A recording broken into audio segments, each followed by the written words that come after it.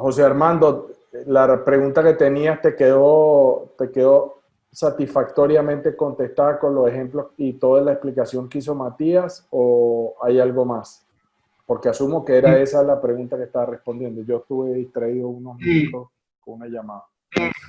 es como para adicionar un poquito, después de que se hace el tema de poner en contexto la problemática, los dolores de cabeza, lo que le molesta a las personas, y, y luego empezar a mostrarle como las siluetas de los beneficios para llevarlo a que la persona se induzca o se autocompre y esto y luego después empiezan a aparecer eh, pues ramas negativas o contraindicaciones donde dice oiga pero es que ahora hay que invertir en software. Entonces no se preocupe, aquí hay una suscripción o aquí hay un periodo de evaluación sin costo. No, pero es que entonces tengo que entrenar a la gente. No se preocupe, le entrenamos a la gente, le damos las pautas, le enseñamos a manejar la solución. No, pero es que la gente aquí es difícil de que... Entonces, es decir, ahí es decir, el cliente parece más resbaladizo que un bagre enjabonado. Sí, Entonces uno dice, no, nosotros cómo lo lo llamamos rodeo? guabinoso. O sea, para mí, cuando empiezas a tener ese tipo de señales que para todo lo que tú dices hay una objeción, yo me voy atrás al proceso de persuasión y claramente no hay un entendido validado que efectivamente la persona quiere comprar. No está dispuesto a comprar. Lo que está como con curiosidad de ver qué traes y después empieza a presentar objeciones simplemente para sacarte del medio. Entonces, para mí es eso, uno tiene que ser, por eso es que a veces uno, recuerdo no me gustó cuando me lo dijo, pero ahora cada día lo entiendo más. Me dijo, esto de teoría de restricciones no es para todo el mundo. Esto es como un vino caro y bueno. La gente tiene que saber apreciarlo o le tiene que gustar un vino bueno y caro, dispuesto a pagarlo. Entonces yo creo que parte del tema hay dos elementos. Uno, que uno tiene que asegurarse con el interlocutor que tiene enfrente. Número uno, que la necesidad es genuina. La persona está conversando con uno porque realmente le interesa. Y eso hay, no sé, múltiples maneras de aseverarlo y asegurarlo, como hay personalidades. O sea, a mí cada día me gusta perder menos el tiempo. Entonces yo le digo, mire, esto es en serio. ¿Usted le va a entrar o no le va a entrar? ¿Para qué nos vamos a hacer perder el tiempo? Ahora, si usted está muy interesado en aprender algo, leer algo, pero no va a implementar nada porque no tiene poder de decisión, pues vaya y vea videos, lea libros, con todo gusto, pero no me haga perder mi tiempo. Porque yo también tengo una empresa, yo tengo negocio y yo vendo proyectos de mejora de transformación empresarial. Y a mí lo que me interesa es que la empresa que me contrate es para transformarse, para generar resultados que solos no pueden o no lo han hecho o no tienen claro cómo. Pero si piensan que no lo necesitan, ¿para qué? Nos estamos haciendo tontos. ¿Sí? O sea, creo que esa es parte del feedback que yo haría. O sea, tiene que haber un interés genuino. Y ¿Se eso me parte oye? con que la... ¿Sí? Ah, bien. No, Perdón, ahora te escuché era para bien. saber, porque antes interrumpí, no, No, pero no, no. sigue, no te quiero interrumpir. Sí, no, no. Decía que, o sea, creo que parte del tema es, uno tiene que tener un mecanismo de validación de que efectivamente el interés es genuino y obviamente hay criterios y condiciones que le ayudan a uno a definir que efectivamente es así o no. Es cierto, cuando uno le empieza, yo tengo esta convicción, bueno, no sé si es tan así o no, pero por lo menos yo soy así. A mí me pasa esto en el proceso de compra. Cuando uno ya ha logrado superar la tercera capa, y lo recuerdo, la primera es no hay problema, la segunda es otra dirección de la Dirección. solución, y la tercera es la solución resuelve todo el problema. Cuando ya logré superar hasta la tercera capa, y uno no puede superar la tercera antes de la segunda y la segunda antes de la primera, eso son por orden. Entonces, una vez superada la tercera capa, el comprador está ahora de nuestro lado. Ya no está al otro lado de la mesa, está a este lado de la mesa. Y está preguntándonos. Dice, oye, ¿y ahora cómo lo hacemos? ¿Cómo hacemos para resolver estos problemas? ¿Cómo hacemos para superar estos obstáculos? Cuando los obstáculos o los efectos negativos potenciales me los presentan como, no ve, esto no nos conviene, es porque es como dijo Javier hace un rato, es síntoma de que no hemos superado la tercera.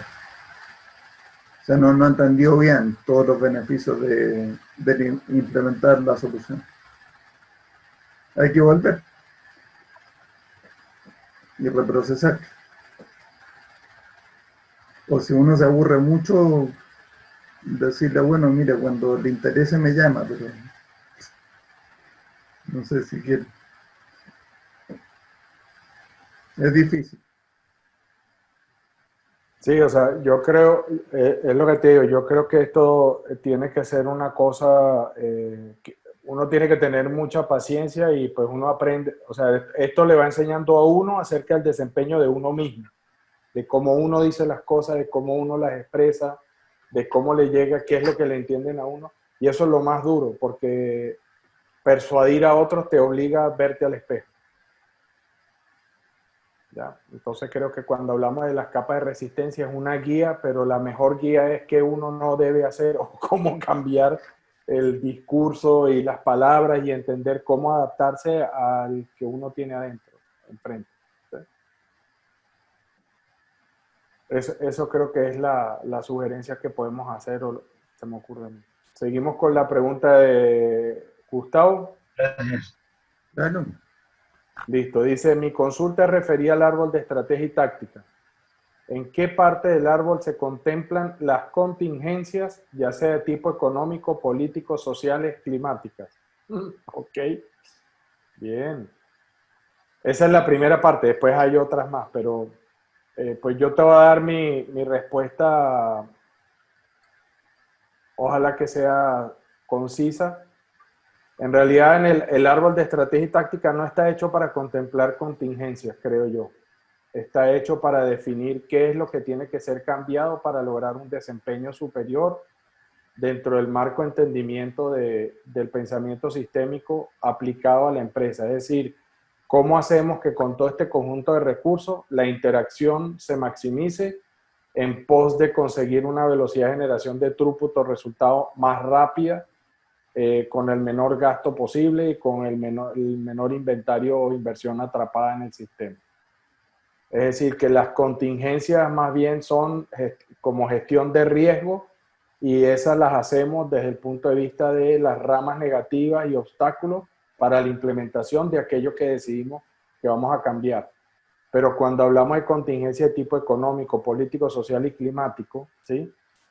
Voy a hacer una especulación y me voy a tirar al vacío por ahí. Creo que son las grandes preocupaciones que existen con respecto a la incertidumbre que nos provoca el país y las sociedades donde vivimos en América Latina, que estamos en manos de una cantidad de políticos que cada día los queremos menos, cada día les confiamos menos, y entonces uno dice, sí, yo puedo querer hacer muchas cosas, pero si a uno la cancha donde uno está jugando se la hacen cada vez más chica y le ponen así pinchos de esos de acero que si uno se cae, se atraviesa y hasta ahí llegó. O sea, esto parece una de las películas de Harrison Ford, ¿cómo es que se llamaba? De Indiana Jones. ¿Sí? O sea, estamos tratando de buscar un tesoro y siempre hay peligros por todos lados, ¿no? Esa es la cancha donde a veces pareciera que estuviéramos jugando. Pues al final uno dice, primero, pues si están dentro de lo que yo puedo influir, ¿cómo lo hacemos para minimizar el impacto? Pero esa cancha, esas reglas de juego general impactan a todas las empresas. Y en ese sentido, lo que nos pasa muchas veces con amigos, personas que han estado haciendo el diplomado que conocemos, que están en Venezuela, por ejemplo. Bueno, primero, habiendo vivido en ese país, ¿sí? Y habiendo experimentado algunas de las cosas que pasan, hay cosas realmente que son muy difíciles de manejar. Pero, por ejemplo, yo veo hoy lo que está pasando en Venezuela y lo que pasa siempre es eso. Cuando uno tiene efectos que son de estas probabilidades tan bajas, pero catastróficas en su impacto, y cuando tienen estos efectos perversos y nocivos, aún dentro de esos sistemas, hay empresas y organizaciones que florecen. Por ejemplo, claramente el sistema en Venezuela de toda la gestión de alimentos está derruida, no hay, pero las pocas empresas que hay, el sistema se apoya ahí no venden más porque no pueden y no tienen más materia prima, y hay siempre el tema de los precios, y lo mismo con la industria farmacéutica. Vean la pandemia. La pandemia está en empresas que les está yendo extremadamente bien, empresas casi neutras y empresas que realmente, por no decir que desaparecieron, van a desaparecer porque no tienen cómo aguantar, o la pandemia las hace irrelevantes cuando la seguridad es lo primero, ¿sí? Perdón que me metí por ahí, pero creo que pretender que el árbol de estrategia y táctica haga eso, lo veo complicado. Yo tengo un comentario, ¿no? En el árbol de estrategia y táctica,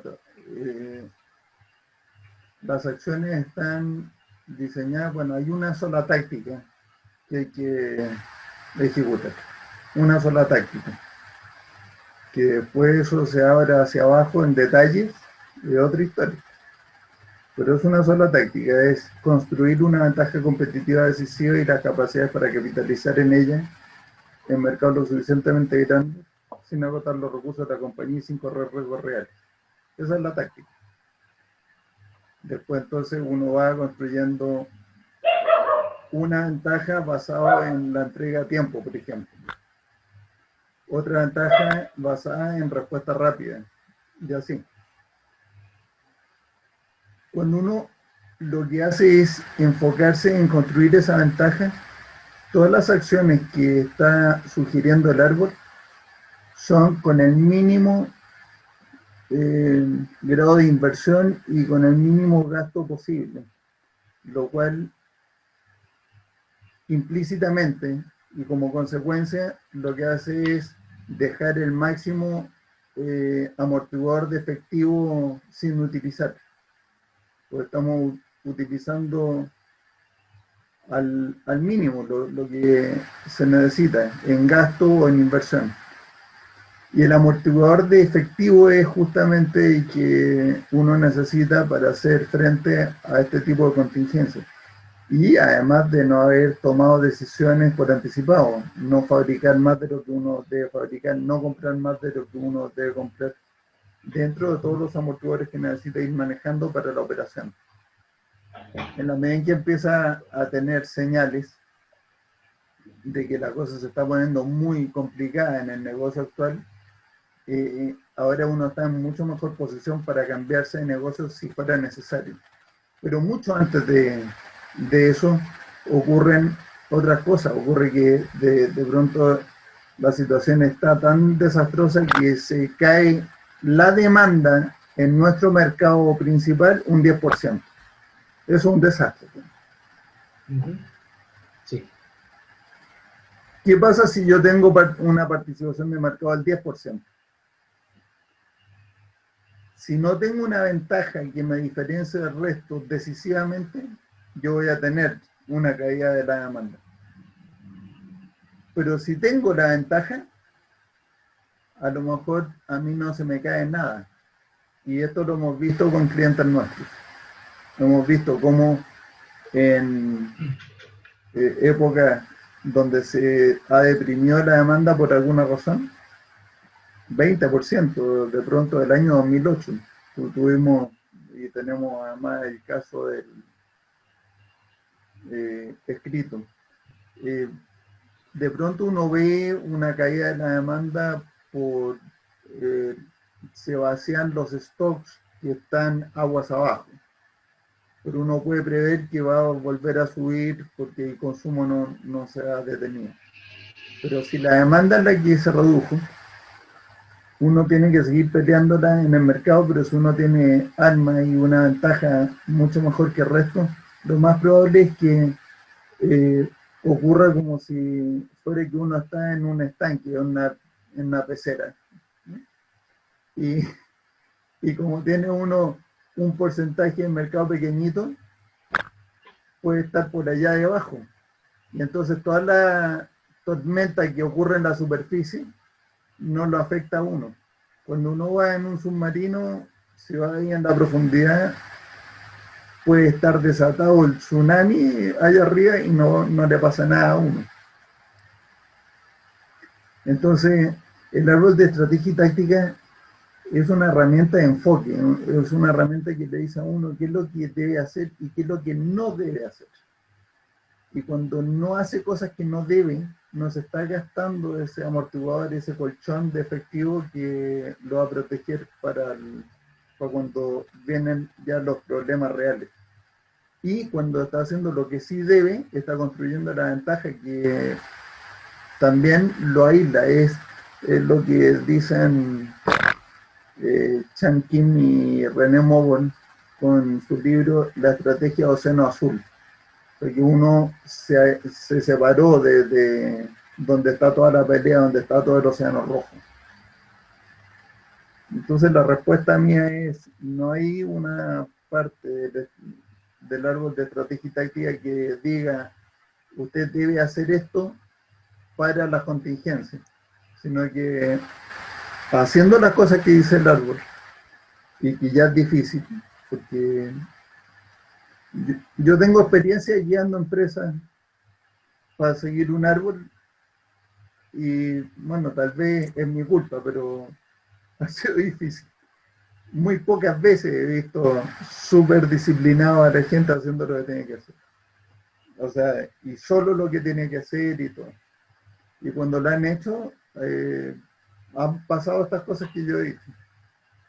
Se han Bien. separado de la competencia, han logrado inmunizarse, no han perdido mercado ellos a pesar de que la demanda se ha reducido, y cuando ya la cosa se pone muy complicada, incluso no está aquí Josué Pérez, que es uno de los estudiantes del diplomado, pero que él vive en Venezuela y trabaja en una compañía donde siguen vendiendo todas las semanas, no les va mal. Surprisingly. Y eso que no han aplicado todo. O sea, él tiene dificultades dentro de su compañía para ayudar con el... Lo que pasa es que ellos mantienen esto del efectivo bastante bien manejado, entonces eso ya es una ventaja competitiva en Venezuela. Digamos que cuando se habla de la restricción última, que es la atención gerencial, Sí. en la medida en que uno tenga una visión clara, bien definida, asumida, compartida, la ventaja competitiva sea sólida, digamos que el supuesto es que la atención gerencial se estaría enfocando ahí. ¿Es así? Y que sí, que se te liberó un montón de tiempo porque no lo dice explícitamente, sí, lo dice explícitamente en una parte del árbol. En el supuesto de suficiencia de la caja número 1, donde uno viene hacia abajo. Dice, la táctica es construir una alta competitiva decisiva, etc. Entonces ahora uno se pregunta, bueno, pero ¿qué cosas? Porque este es el supuesto de suficiencia. El supuesto de suficiencia es, no se te olvide considerar este aspecto, porque si se te olvida, todo lo demás que hagan no va a funcionar. Entonces, ese supuesto dice, como la atención gerencial es la restricción última de la empresa, más te vale, no lo hice con estas palabras, no estoy leyendo el árbol ahora, así que no lo estoy recitando de memoria, pero dice, más te vale construir procesos que sean simples. que sean efectivos y que sean robustos. Simples para que los hagan, o sea, se haga la cosa, que sea más o menos relativamente fácil de transmitir y que se puedan hacer. Entonces, por ejemplo, en producción es mucho más simple decir, usted en producción libere cuando toca liberar y siga los colores para las prioridades, y ese es todo su programa de producción. Eso es mucho más simple que la alternativa. Vamos a programar cada maquinita, cada orden, optimizar aquí, programar los mantenimientos y hacer no sé qué, no sé cuánto.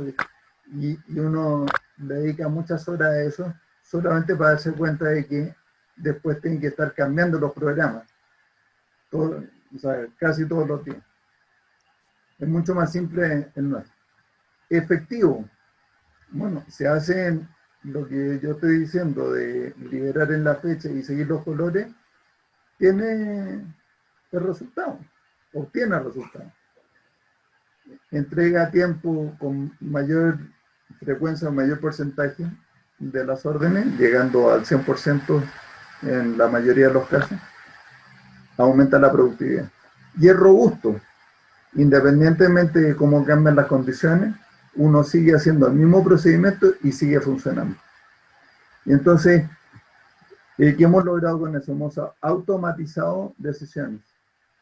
O sea, lo que antes era decisiones diarias que cambiaban con un montón de factores externos.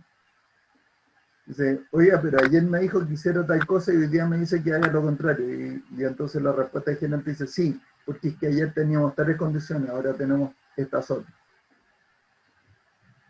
Y ahora, bien, con el método muy simple y muy robusto, uno automatizó esa decisión, ya no es, cambiemos la decisión de gerente hacia abajo, sino que es una sola decisión, libere cuando corresponda y siga los colores. Y pueden cambiar todas las condiciones y me pueden cambiar todos los colores, pero la decisión sigue siendo la misma, sigo los colores, porque el sistema es robusto. Entonces, es cierto, todo lo que, o sea, lo que comentaste, Gustavo, yo estoy de acuerdo, pero me sirvió para poner esto como encima de la mesa, que es muy importante automatizar todo lo que se puede automatizar, para liberar el tiempo, justamente. ¿Tú querías decir algo más? Yo tengo un aporte y considero que, o en mi opinión, creo que el árbol de estrategia y táctica, sobre todo el de proyectos, sí involucra porque es una de las cosas que pide el cliente. Cuando se le está mostrando la solución, el cliente dice, oiga, pero esto no, ¿dónde está el análisis de riesgo? ¿Dónde está el análisis de contingencia? Porque se mapea más para el método tradicional, el presupuesto de contingencia, el presupuesto de, en fin. Entonces el árbol de estrategia y táctica, en la parte de ejecución, esto sí lo contiene y aclara que no solo basta con el plan, que el plan es el punto de partida para los cambios, que no solamente basta con tener el plan, sino con tener o con recabar información de la variabilidad, de la incertidumbre, y que esa gestión de la incertidumbre a través del sistema de prioridades, gestionado a través del sistema de prioridades, es la que nos permite sortear ese tipo de imprevistos durante la ejecución. Entonces, en mi opinión, ese árbol de estrategia y táctica de la solución de proyectos se involucra el análisis de riesgos o contingencias, lo que preguntaba Gustavo. Ajá, qué bueno. Sí, el otro tema está en que también, nuevamente, Gracias. Fíjense que esto está relacionado con el grado de incertidumbre que estamos hablando en el ambiente. Entonces, cuando uno habla de proyecto, el grado de incertidumbre es mayor. Por lo tanto, la contingencia es qué mecanismos voy a utilizar yo para aplacar o para paliar las cosas que van a suceder y que aun cuando hago el plan y aun cuando pongo amortiguadores, no voy a ser capaz de adivinar qué van a pasar. Les pongo el caso de una discusión que tenemos ahora de cómo poder ayudar a una compañía que está, esto es en Brasil, que hemos tenido una discusión sobre qué hacer. Pero tienen un proyecto que está prometido, o sea, está con una fecha de entrega el 18 de marzo del año que viene, y es lo que llaman una estación multimodal de trenes, donde reciben una cantidad de carga de los agricultores y de los centros productivos que están, y es para llevarlos de ahí al puerto, ¿no? El estimado inicial que tenemos es que la predicción que hacemos basada en la velocidad a la que van hoy es que ya están atrasados entre 80 y 90 días con respecto a la segunda fecha. La primera fecha del 15 de marzo es la fecha cuando, por compromiso contractual con los gremios, con el gobierno del estado, etcétera, etcétera, etcétera, tiene que empezar la primera carga. O sea, el primer tren tiene que salir el 15 de marzo. Y después de ahí al 15 de junio hay un plan para que ya esté el ramp up del 15 de marzo al 15 de junio, ya los trenes estén cargando a toda velocidad con por lo menos 3 cargas diarias, ¿sí? Ese es el proyecto, pero en el plan que se hizo el 2019 no aparecía el COVID en ningún lado. Entonces, ¿el COVID en qué tiene efecto? Es para que vean cómo el efecto el aspecto multiplicador de la interacción de los sistemas no lo puede predecir nada. Y eso está más allá del efecto exponencial, porque es exponencial multiplicado por exponencial, ¿sí? Entonces, primero viene el COVID y entonces les afecta fácil los choferes de los transportes para llevar a la gente a la movilización al terreno donde hoy no hay nada. Es un terreno donde hay que construir toda una estación multimodal en el medio de la nada porque esos son campos agrícolas y todo eso. Segundo, la gente se enferma y no tiene las cuadrillas de trabajo, todos son con subcontratistas de especialidades, se les empieza a quedar la gente enferma y no pueden ir. No les bastó con eso, la gente que provee los alimentos y los insumos, no les bastó con eso, las fábricas de acero para proveer toda la estructura y el acero que se necesita para construir. Y para de contar. Entonces, 80, 90 días es hoy. Pero cada día y cada semana que pasa, yo digo, eso se va a ir multiplicando de la tasa mayor, a menos que uno maneje las contingencias, pero de esta situación particular. Pero la probabilidad de éxito, aún con la lógica de proyecto, es relativamente baja de llegar a marzo. Yo dije, no, lo que vamos a hacer es, yo creo que vamos a llegar a junio si nos va muy bien. O sea, olvídense de marzo, esa fecha no se va a entregar, porque no depende que hagamos los planos, de que si hay cemento, que si no hay cemento, no, es toda la interacción, uno no sabe por dónde le va a pegar. Eso, pues pensé que era relevante para cuando hablamos de un tema de producción o un tema de distribución, el grado de incertidumbre es mucho menor, entonces las contingencias son diferentes. ¿Me explico? Ese tal vez es la mejor manera que tengo de cómo respondértelo, Gustavo. Oye, Javier, muchas gracias. Y en ese caso nos han hecho, estamos en septiembre, o sea que faltan 5 meses, no hay ninguna posibilidad de metiendo más recursos en algún lado hacer la recuperación. Estamos primero tratando de que nos contraten para replanear el proyecto y tomarla.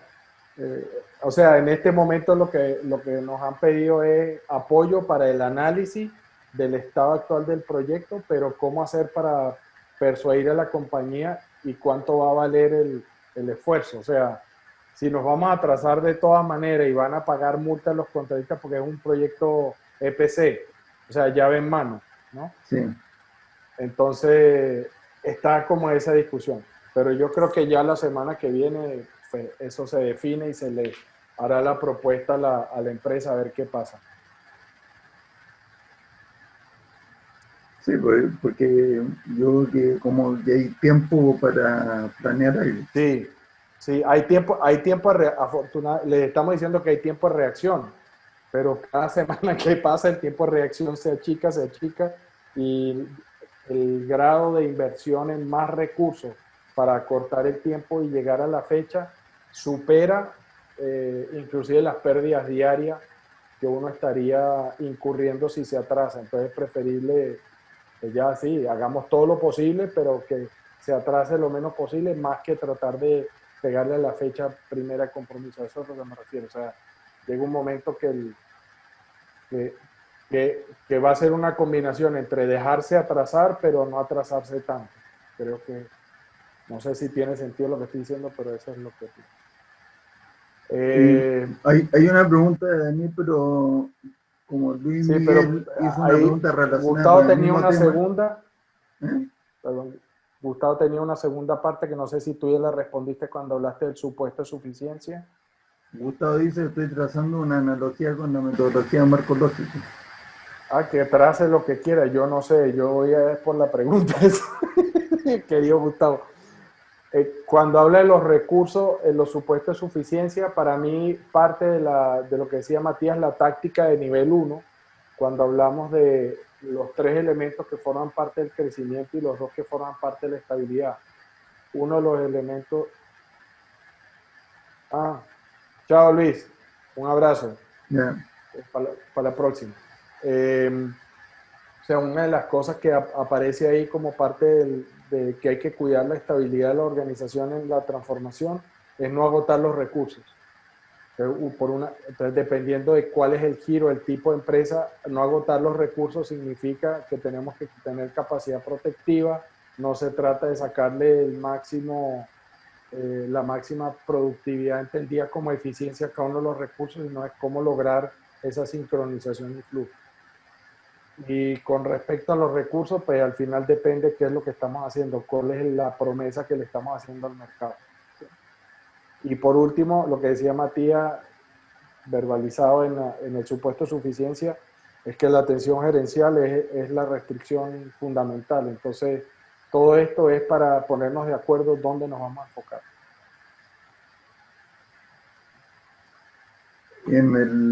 Excelente, muchas gracias. En ese tema que estábamos hablando, Luis Miguel hace una pregunta relacionada con este mismo tema, después hablamos de lo que bueno, cambia para otro lado, Daniel. Después. Entonces, ¿se debería considerar los temas de contingencia al momento de considerar, analizar y evaluar las ramas negativas? Y mi respuesta es que las ramas negativas uno las puede considerar con todas las cosas que puede prever, no es problema. Y hay que hacerlo. Aquí estamos más bien hablando de contingencias que no puede prever. Te pilló de sorpresa. No puede hacer una rama negativa de... Puedes, pero si te pones a pensar, bueno, ¿y qué va a pasar si nos invaden los extraterrestres? ¿Y qué pasa si los extraterrestres son malas personas? ¿O son buenas personas? ¿Y qué No pasa vayas si... tan lejos, Matías. El año pasado no hubiésemos pensado en COVID. No, por eso. Exacto. No habríamos pensado en COVID. Eso es lo que quiero decir. A eso me refiero. Entonces, sí se te pueden ocurrir cosas muy locas para hacer ramas negativas, pero más bien el hecho de tener colchón, o sea, los amortiguadores son como plata en el banco y presente la plata en el banco es el mejor amortiguador. Nunca sobran. Es bueno tener amortiguadores porque eso le da a uno flexibilidad, le da agilidad para moverse de un lado para otro. Y respecto a la misma pregunta, claro, el tema de contingencia, ¿cómo se relacionan los amortiguadores y el tema de la contingencia? Bueno, como dije, teniendo amortiguadores, si uno tiene un amortiguador más grande, puede absorber un golpe mayor. Es por eso el nombre. ¿Tiene algo como para aportar algún otro ángulo o aspecto ahí, Javier? ¿No? Pues yo creo que una de las cosas es, y siempre uno termina cuando preocupa el tema del riesgo, las contingencias y todo esto, yo diría que hay dos áreas donde tenemos una visibilidad limitada o el horizonte de acción es muy amplio. Entonces uno trata de ajustarse un poco a lo que entiende. Uno es desde el punto de vista de la gestión de proyectos. Nuevamente, cuando lo estamos planeando, vamos a hacer algo. Y el grado de experiencia es fundamental. Yo recuerdo una de las cosas que decía el nombre de pila de Repeto. ¿Cómo es? Martín. Martín.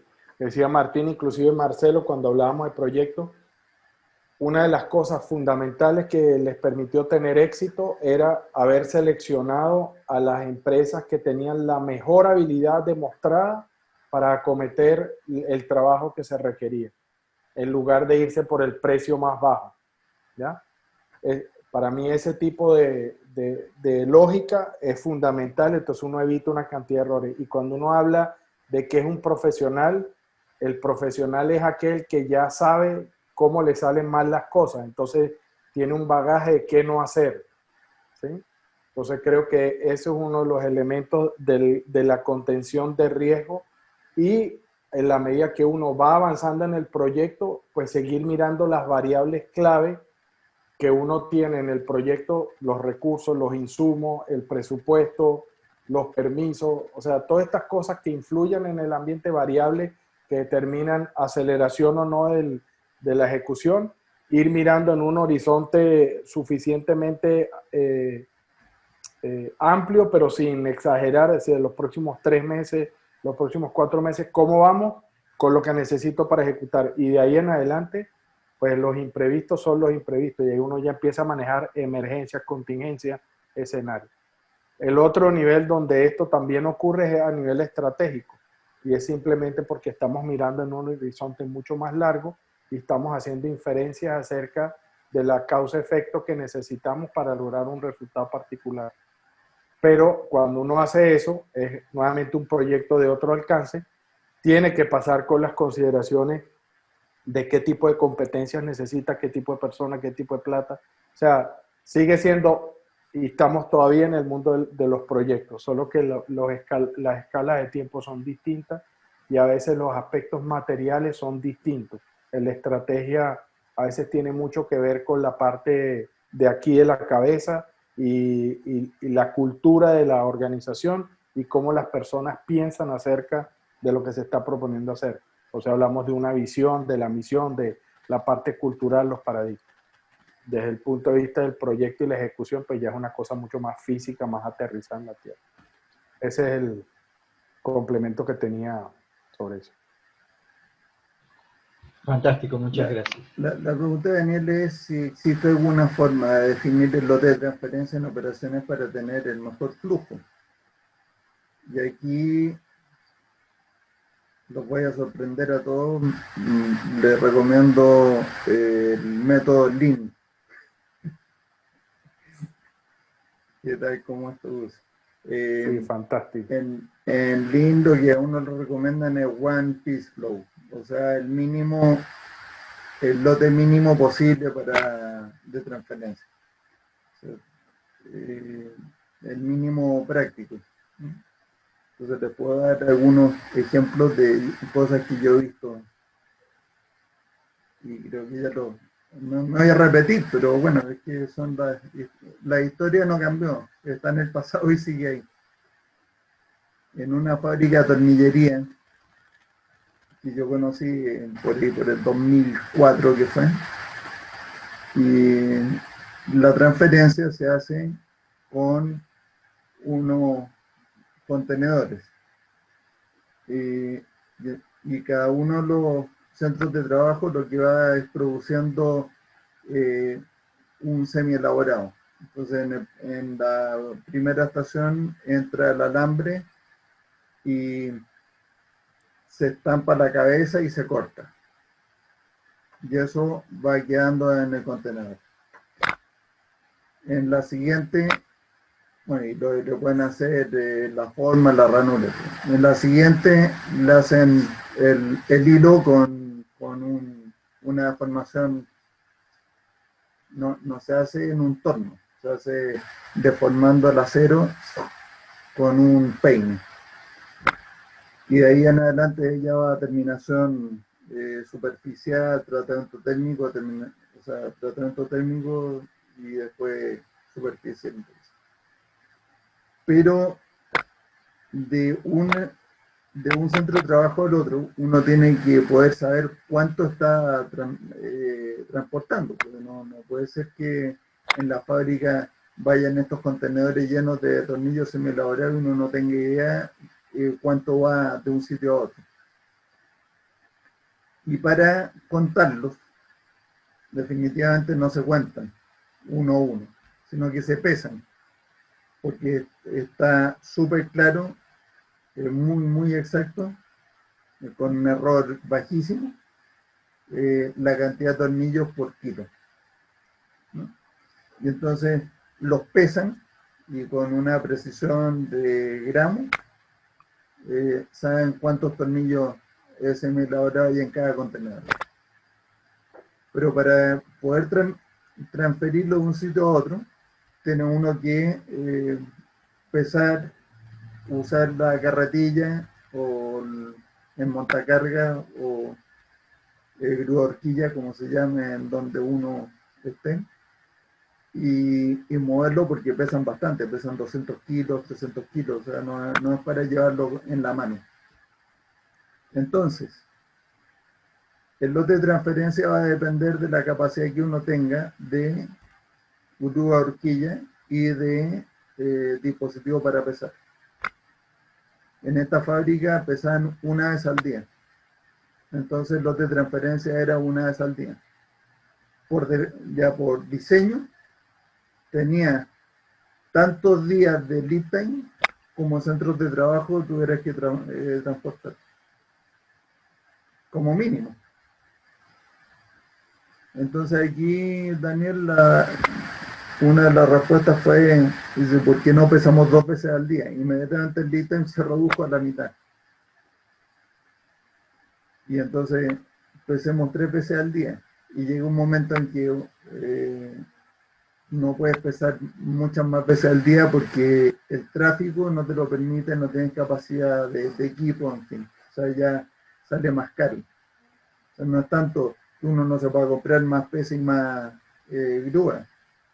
Es que primero suben los sueldos porque hay que contratar más gente para hacer esas cosas. Y segundo, no hay espacio físico para que circulen. O sea, llega un punto en donde ya uno no puede. Entonces, la respuesta es el máximo que sea práctico. O sea, el lote mínimo que sea práctico. Eso. Esa es mi respuesta. Javier, ¿tiene alguna sugerencia? Yo no. Para completar esto, no es necesario que entre las operaciones los lotes sean iguales, ¿cierto? No, para No, nada. no, para nada. Para nada. Pues si ahora tú me dices, no, pero lo que pasa es que yo no puedo transportar lotes distintos porque no los puedo registrar en mi sistema, entonces me acabas de decir que un programa computacional es el cuello de botella de la planta, es la nueva restricción. Bueno, Cambie eso. O sea, reprogramar eso no es difícil. Normalmente no hace falta reprogramar. Sí, o sea, por ejemplo, una de las cosas a veces simples que uno encuentra es, por ejemplo, en una fábrica de empaque, la persona que estaba en la máquina de sellado para terminando de hacer el empaque final, entonces de vez en cuando se tenía que parar, ir a donde estaban saliendo los empaques y ordenarlos y contarlos, sacarlos y ponerlos en una mesa. Y después se devolvía y seguía sellando empaque. Entonces mi pregunta fue que cuánto costaba una persona para que fuera haciendo eso en lugar de que la persona que se tenía que parar, o sea, es bueno que se pare, pero que la máquina pueda operar. Inclusive dije, ¿por qué no se van cambiando? ¿Sí? Una se para y va contando y va relajándose como para bajar la carga de rutina, siempre lo mismo. Cuando hicimos eso, se duplicó la velocidad de producción de esas líneas. Entonces... Eso es porque era la restricción. Bueno, yo digo para esa, la velocidad de producción de ese centro. ¿ya? Okay. O sea, terminaron en la mitad del tiempo. Ya. O sea, liberamos capacidad. No era la restricción real, pero pues, Eso liberamos lleva capacidad. a otra cosa que ahí siempre flotando cuando una duda, que es como un mito. Cuando uno explica por primera vez esto de teoría de restricciones, hay personas que entienden que entonces lo único que importa es la restricción, que las no restricciones no importan nada. Y entonces hay que aclarar eso. Hay dos cosas que aclarar. Una es que lo que importa son las interacciones, y si las no restricciones no están haciendo lo que deben hacer, entonces no hay interacciones. no va a lograr que la restricción haga lo que debe hacer. Y la segunda aclaración es que la capacidad protectiva que tengan las no restricciones son intercambiables con los amortiguadores de tiempo, porque finalmente el tiempo del amortiguador es para observar las variaciones, las variabilidades del sistema. No tiene que ver con la capacidad. O sea, si uno le pone un amortiguador un poco más largo, un poco más corto al amortiguador de tiempo, estoy hablando de producción a pedido, ¿cierto? Eso no va a acelerar o hacer más lento la producción. No, si le pone un amortiguador demasiado grande, sí lo va a hacer más lento, porque le va a meter exceso uso. Pero en el rango de óptimo, o sea, de producción óptima, un poquito más grande o más pequeño, no lo hacen más rápido o más lento. Si lo hace más corto, sí expone más el sistema a las variabilidades. Pero si lo hace más corto, tiene el beneficio de que el ítem es menor. Y eso mejora una serie de indicadores que pueden terminar en mejor servicio. Pero entonces en el caso que está diciendo Javier, al aumentar al doble la capacidad de un centro que no era restricción, puede uno reducir amortiguadores, porque lo intercambia el tiempo por capacidad. Digo que puede, no digo que automáticamente ocurre. Puede. Gracias. Oye, estamos a las 11:23. Yo no veo. Sí. ¿Hay alguna pregunta? No. Ah, sí, perdón. Don Luis Miguel, en la intuición, la emoción y la lógica, a la cual hace referencia el libro La decisión del Dr. Gordot al final de su libro, ¿en cuál estaría considerado el tema de las contingencias?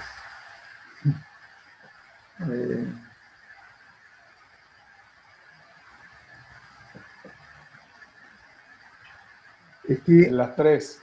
claro, esa es la respuesta. Pues la intuición, la emoción y la lógica no se puede, o sea, las puede separar, pero es que interactúan entre sí para que uno como ser humano vaya tomando las mejores decisiones. Pero me quedé pensando que si estoy de acuerdo, dicen las tres, pero hay alguna donde sea más importante esa característica para prever las contingencias. Puede ser la intuición. Mira, entre intuición y lógica, no la emoción, entre intuición y lógica. Digo, la lógica porque uno aprende a prever cosas que van a pasar por relaciones de causa y efecto, y aprende a prever esas cosas antes que el resto. Y la intuición porque aprende a ver las señales antes de que ocurran las cosas, ve señales de que van a ocurrir, porque empieza a tener cierta experiencia que otras personas con menos experiencia en el campo de uno no tienen. Entonces su intuición no les permite prever que van a ocurrir cosas que van a desencadenar una cadena de efectos que van a terminar en una de estas contingencias. Entonces, si uno tiene esa intuición y es capaz de, con la lógica, prever las posibles consecuencias, sí, claramente es una persona que va a ser capaz de anticipar antes que la competencia una serie de cosas y tomar decisiones, ojalá, si tiene el espacio y tiene los amortiguadores que se lo permitan, que proteja a su organización mucho mejor que si no, o sea, que si tienen que estar reaccionando cuando ya ocurrieron las contingencias. Sí, el único complemento que haría yo es que yo creo que hay una parte de emoción, pero tal vez está segmentado desde el punto de vista que hay personas que tienen un pensamiento crítico muy particular, que es siempre preocupado por las consecuencias negativas. Hay personas que tienen ese arraigo de personalidad que los hace pensar en todo lo que puede salir mal, y son personas fantásticas que tener en el equipo para prever y pensar acerca de las contingencias, ¿ya? Claro, sin llegar a la parte, yo diría que casi psicótica o casi que sea paralizante, exacto, que llegue un momento donde las personas piensan que prácticamente estamos al borde del apocalipsis, ¿no? Entonces, prácticamente listo. Encerrémonos y esperemos que caiga el asteroide, como lo quieran poner.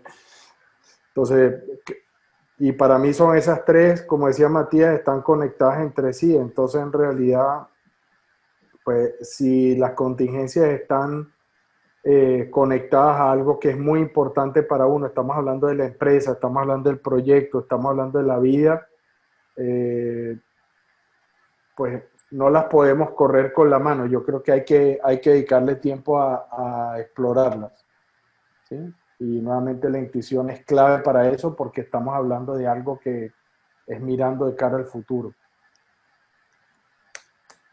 Eso, no más. Bueno, señores, les agradezco mucho su participación en el día de hoy. Ya estamos llegando al final de esta sesión y los esperamos el próximo jueves, donde vamos a tener una nueva entrega. Muchas gracias a todos. Un abrazo, encantado de tenerlos acá. Nos vemos el próximo jueves. Chao, don Matías. Gracias. Muchas gracias, muchas gracias. Gracias, excelente. Gracias, amigos.